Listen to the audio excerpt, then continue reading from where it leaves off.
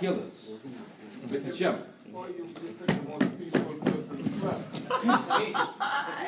And we have a ballistic expert by way of our chairman, Toastmaster Neely. Yes. This, ladies and gentlemen, I am not a defense attorney, so therefore I am not speaking on defense per se. What I am speaking on tonight is the admissibility of evidence towards the successful prosecution of a matter. And I'm going to deal with just, it is a very wide topic, so I'm going to deal with just one specific example tonight. Imagine that you have two Toastmasters, Charles Newbold and Clem Foster. They've just killed 3 persons with use of a shotgun. Charles says, Clem did it. Clem says, I wasn't there. But the police has it that Clem is the one who hit 2 guns, and the ballistic expert is the one who says, well, that one of those guns is the murder weapon. So how is it that Clem, who said he was not there, happens to be in possession of the murder weapon? Now, the admissibility of the evidence that Charles Newbold will have against Clem Foster cannot happen, because what it is simply this. 2 persons who are accused together. The statement of one cannot be used against the other. It's very simple. Because the other person has what is called an interest to serve. Now let's just say, for the sake of argument, that one of these gentlemen made a confession. And let's just say that they get in court and they said, well, the police put a plastic bag on my head, they beat me with a bat, they hit me with a telephone book, etc.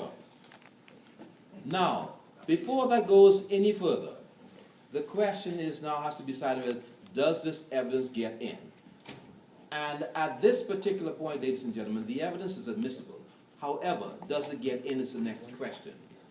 And whether or not it gets in has nothing to do with the truth of the matter. What has to be decided is whether or not the police acted in the manner in which the accused men say they have acted. Because if at the end of the day, the police did act in such a manner, notwithstanding that the confession may be true, it is out. And so therefore it means that with respect to that person, unless you have some other independent evidence, you have no evidence against that person at all. Now, as to Clem Foster, who said that he was not there, but was found in possession of the murder weapon, how do you get that bit of evidence in? Well, of course, that's where you need your ballistics expert. You also need the person who would have collected the what they call spent casings or fired bullets on the scene. They take that into a forensic or ballistics lab, and that's matched up, sealed, and what happens is what is called a chain of custody is created. These were the bullets that were taken to this lab, and they were tested against this gun. This gun was found in Foster's possession. Therefore, at the very minimum, Foster appears to be at least an accessory after the fact. Oh, Lord. But if a man is found in possession of a murder weapon, if a man is found in possession of a murder weapon within an hour or so of a killing, it is a safe bet to say that he is the killer. And so we charge him as such. But of course, the next question is, how effective is his defense counsel, and how strong is the evidence against him? And then he'll fight it to the bone as he has right now. And of course, hey, a jury may believe him. We've had several what I call perverse verdicts this year. I wouldn't go into those. But the jury is, at the end of the day, they decide who tells the truth and what is the facts of the case. So the judge in the Supreme Court does not decide issues, what they call issues of fact. He decides issues of law. The jury decide what the facts are, and they decide from who they're going to believe from all the witnesses who come into that court.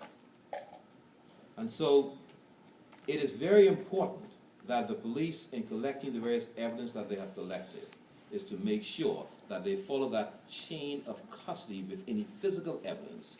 And that is their, fellow Toastmasters and guests, for a very simple reason, to maintain the integrity of the evidence collected. Because if at any point it is determined that your evidence is contaminated, then if that is the only evidence that you have, then you're looking at a possible convicted man walking free. If it don't fit. You must acquit. Well, you know, I can stand here tonight and tell you how to kill your wife and get away with it, but that's not my business. I got your wife. So many times persons have the question was, how is it that this particular individual, these people that we don't seem to be, you're losing this case or you're losing that case? There's so many variables involved in the case, like even the example that we've heard just now. All right, for instance, even though it may be obvious to all and sundry, we've got to prove, first of all, that the three persons have died. And we've got to prove that they died as a result of whatever harm was caused, i.e. gunshots. So therefore, not only now that you have to bring in the ballistics fellow, you also have to bring in what's called the pathologist. They assist the court in stating what is the actual cause of death. And then, of course, at the end of the day, you have the jury. They decide what they believe or not. I will take questions at this point on any aspects with respect to the criminal law, so as to get us moving. I'm sorry, I'll leave that to the chair. Thank you. Mr.